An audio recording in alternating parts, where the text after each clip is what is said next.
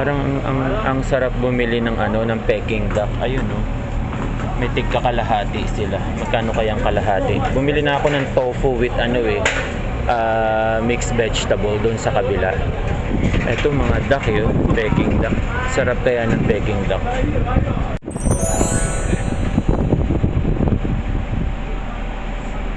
I don't know kung bakit ito yellow, yung isa medyo brown. Siguro depende sa flavor yan.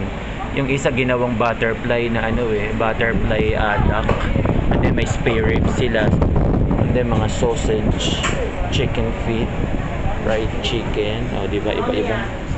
And can I get it chopped, please? Yes, please. Yan, bumili tayo ng Peking duck.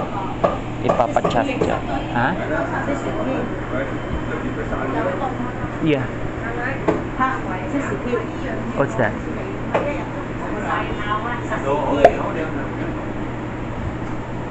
What is she saying? Well, that's duck, right? Duck? As long as it's duck.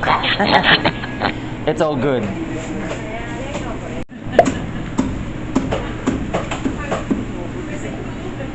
Isang buong doggy bag. Ayan, tinan nyo yung presyo. $16. Not bad. Babayad na tayo. Ayan na, binili na natin.